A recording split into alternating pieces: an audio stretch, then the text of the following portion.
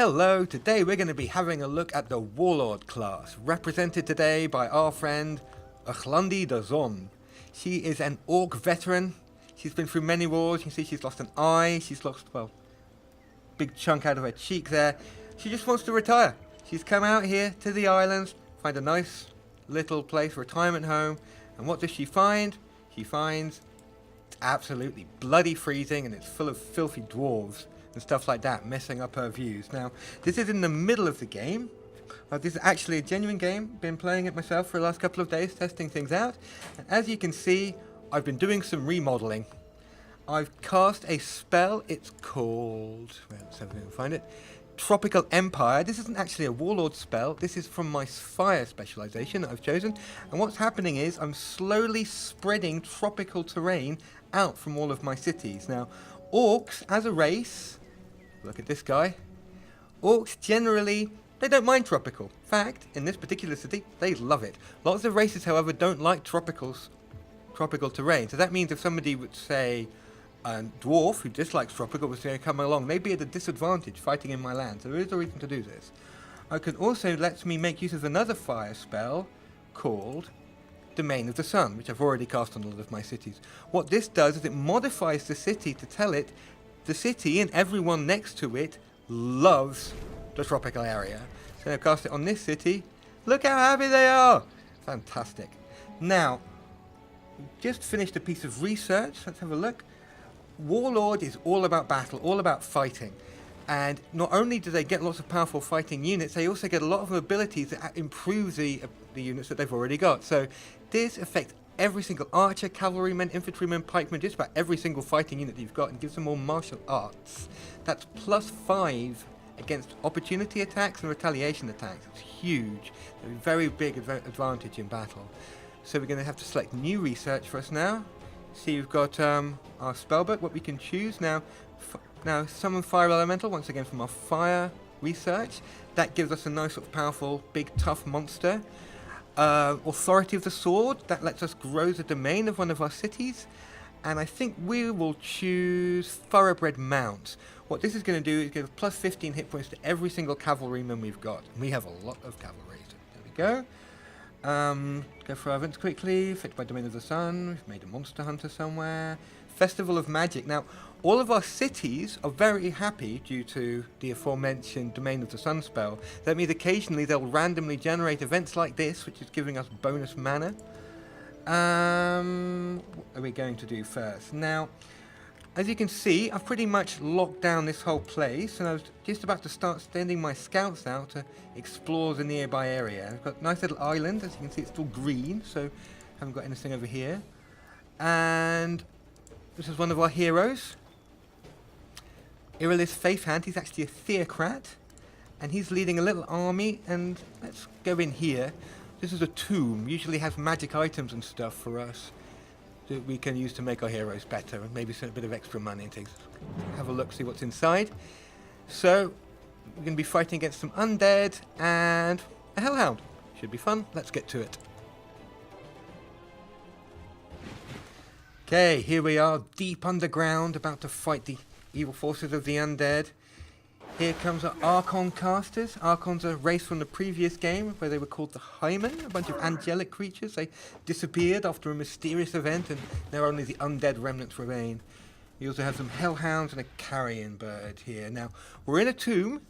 There's a special effect, Mass Curse. All of our units are for -2 resistance and -2 defense, which is actually fairly bad news for us. Orcs, although they're tough and strong, naturally have a lower resistance than other races, which means we take extra damage from non-physical sources, such as the ice bolts that you saw the casters fire. Now, what have we got in our army? We have got here monster hunters. Now, monster hunters are a kind of irregular, so highly mobile, ranged, close combat sort of everything unit. Main thing that they can do is they have Monster Slayer, which is +3 damage against all monsters. Makes them very good for clearing out treasure sites like this. So they're going to do extra damage against these carrion birds over here, but also extra damage against this hellhound who's kind of hiding over in the corner over there. Also have these. It's the Warbreed, one of my favorite warlord units. It's a big, beefy, tier 3 monstrosity. Half orc, half ogre. The consequence of some kind of horrible, ill-fated eugenics program. Big spiky club. Love it. And here we have a horse archer, the kind of sort of based on the famous Mongolian warriors who swept across the steppes. Nice fairy hat, not particularly appropriate for the tropical areas that we've made, but you know, it's a fashion statement. And finally, these guys, berserkers, half naked, big axe, only need armor on their shoulders. Let's go, guys. Basically, they sit somewhere between infantry and cavalry. They're very fast, hit very hard, they charge, and they're one of the starting warlord units. Very nice to have. You'll also notice that this guy and all of our other units have +1 spirit damage. I've chosen an ability for Irilis here, our theocrat, called Sacred Arms. And what that means is every single unit in the army gets +1 spirit strength, which is extremely useful when fighting the undead. Now, let's get to it. So I think biggest threat is probably this carrion bird, since he does blight damage. So send in the Warbreed first to try and absorb some hits. They're guarding, so there's no point in trying to flank them. Guarding units can't be flanked. Bang.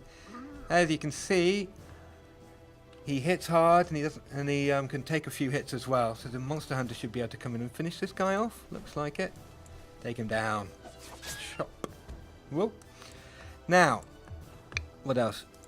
Okay, now theocrats are very, very good against the undead. You'll see here 40% spirit weakness. Just with a charge, and just with a charge, we can already take him down to almost no health. But we have a pure spirit ray attack. So let's see, is that enough to kill him? 8 to 12 times 2. Now I'll just charge it and ram him. Bye. Donk. He survived. Oops. Someone else come in and finish him off? The undead are actually quite tough, especially against normal ranged attacks. We'll plink away at him, but I think he'll be surviving into next turn. Okay? Now, these guys are coming round over here, so we'll send the berserkers to try and pin them down.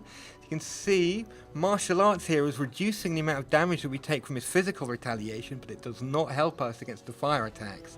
And orcs, having low resistance, are weak against fire attacks. So they do damage, but they get hit hard back. Who else have we got? Send in the mounted archers as well. Yeah, not much we can do with them. So send them over here to help with the hellhounds. That's it. See if maybe, probably too late now, isn't it? Oh, we don't even have any casting points because I spent it all on the wild map, so can't cast any spells either. Okay, let's see what we can do. See what the independents have to say. Okay, healer guys just healed himself.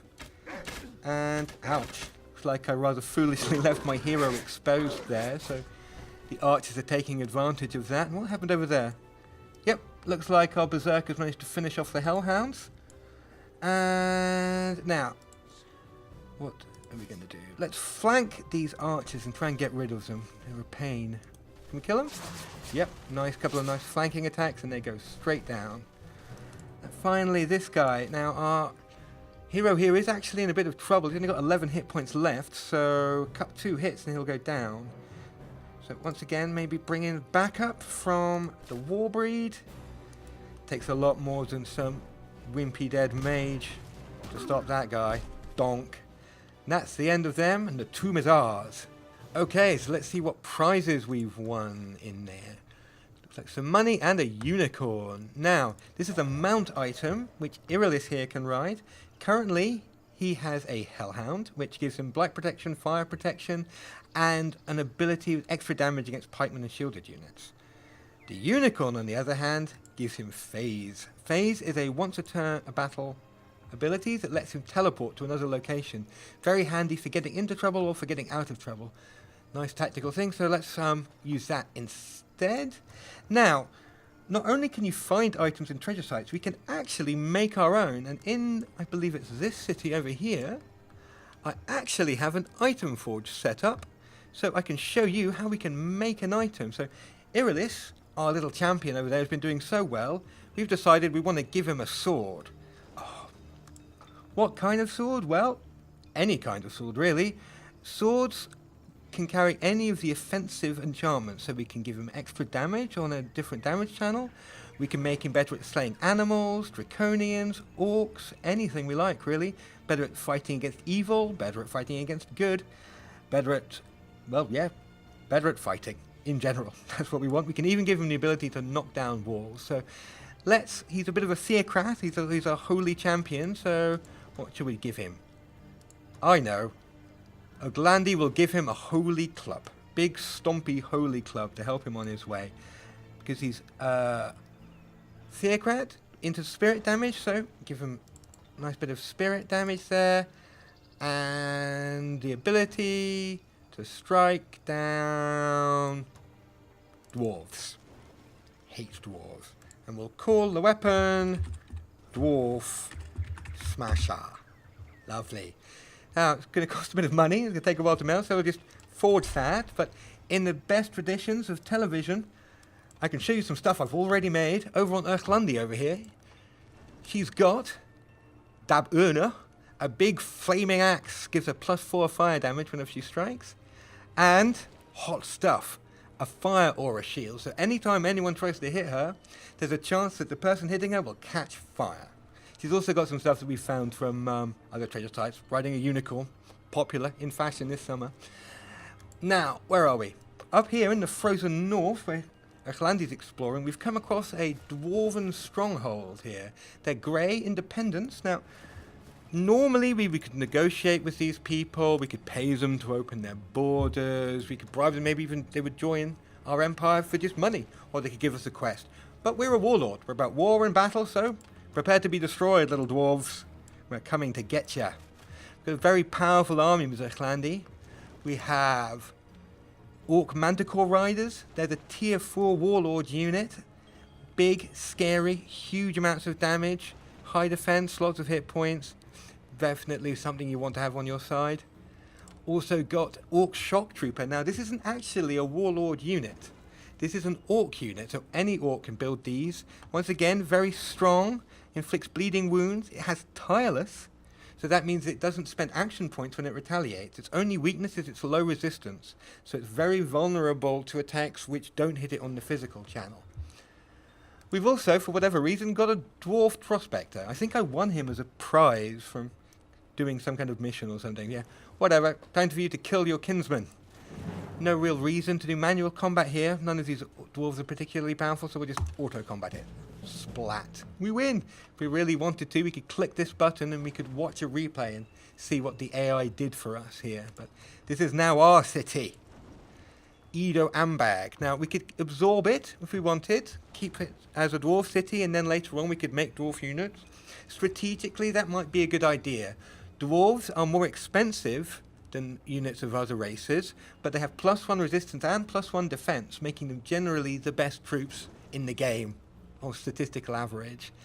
But, you know, we're here. We don't want any stinking little dwarves messing up our summer holiday, so migrate to orcs. Yep. Now, because of our spell, Tropical Empire, from next turn onwards, very slowly, summer loving is going to start spreading out from this city. And that's enough for now, because we've got no casting points, and it'd be nice to be able to use some magic in battle. So, okay, new turn. That was quick. That was extremely quick. Wow. Okay, well, as you can see, it's now very sunny over here.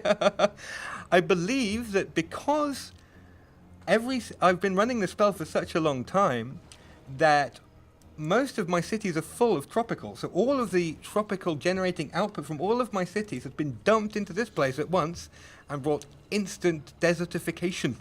So look, we're bringing the sunshine at high speed. Sorry, that was actually completely unexpected. I'd forgotten that the spell worked like that. Now, over up here in the northeast, we have another of our little exploratory missions. This is Imena the Night Owl. She's an arch-druid hero. She's got a very powerful army, a couple of Manticore Riders, an Orc Shock Trooper, and an Orc Black Knight, normal Orky cavalry. And this guy, the last of the warlord units we haven't seen anymore, a Phalanx, with a big spiky Mohican helmet. Now, Phalanx is a type of pikeman, which means they do extra damage against horsemen and flying units. They are basically designed for killing heroes and flying tier 4s. And we are going to capture this thing over here. They're scared. No mercy. We are engaging the independent forces in this, the heart of the tropics. The heart of the tropics is a special structure. Once it's in our domain, nobody in our empire will suffer morale penalties for being in tropical terrain. Not that we suffer that anyway, but we don't want this to fall into the hands of the enemy. So it's defended by some spiders. And this guy, I think that's a fell horse, and a fire elemental, which I believe if we wished we could research, and we could have one of those as well. Now, let's start off, see if we can do some magic. Lots of effective spells here. Imena, being an arch-druid, for example, could cast Hornet Swarm. It's a sort of version of Chain Lightning, which uses blight damage instead of lightning damage. However, as you can see, not really very effective against these guys. Most of these creatures have some kind of blight protection. So, not going to use that. So, going to cast a spell from outside. Fireball's always fun, but we want more of a warlord spell. So let's try Berserk. What Berserk will do is make the enemy unit melee attack the closest unit to it, regardless of what it will be. So let's try it on this horsey. 40% chance of success. Is it going to work? No. Oh well. We were never about magic anyway. Might have been usually that spell is more effective against creatures who aren't guarding. So he's a bit more well defended against that. Now, the Manticore Riders can move the fastest, so we're going to send this guy all the way over to the back here to tie up this Fire Elemental. The Fire Elemental is probably the biggest threat. Flying in there. Bash at him. Fire Elemental is tier 3, so even with our martial arts to protect us against the physical hit, we still took a fair amount of damage. We've also been affected by Immolated. Immolated means that we suffer 3 damage every turn, our physical strength has been reduced, as well as our defense and our resistance, so bad news there. But it's a tier 4 Manticore Rider, so probably doesn't really need to worry. What else have we got? The Phalanx can move in against these Hunter Spiders. They have the ability to cripple people on strike, although that guy resisted it. Crippled units can't move as far each turn. Manticore Riders fly in to finish them off. Oh, coming in. Donk. Bye-bye. And the Shock Troopers can come in and hit these spiders. Donk. Oh, they didn't last very long either. And the Black Knights can charge. Oh, can't charge anyway because they're out of move range. And, ooh, as I mentioned earlier, we can teleport because we're riding a unicorn. However, since we're an arch-druid, we also have the befriend animal ability, which I've taught her. Is this going to work on this fell horse? Do we have a new horsey friend? We have a new horsey friend! Hello! Fantastic. Okay, end turn. See what they're going to try and do. Not much. Been a bit of a blitzkrieg for them, so... Oh! They're hitting my horse! Leave my horse alone. Okay, you'll pay for that. No one touches My Little Pony and lives. So, where do we go from here? Well, we have many tools to help us. We have battlefield spells, such as Bloodbath, which grants +5 damage to every unit on the field. Relentless Army, which gives all of our units tireless, allowing them to retaliate and do opportunity attacks for free. On the world map, we have spells like Death March, which doubles an army's move points whilst removing their health. We have Conqueror's Feast, which makes the morale effects of invasions more pronounced. All leading up to the ultimate spell, Global Assault, which grants every single one of our units charge, first strike, and promotes them to elite rank.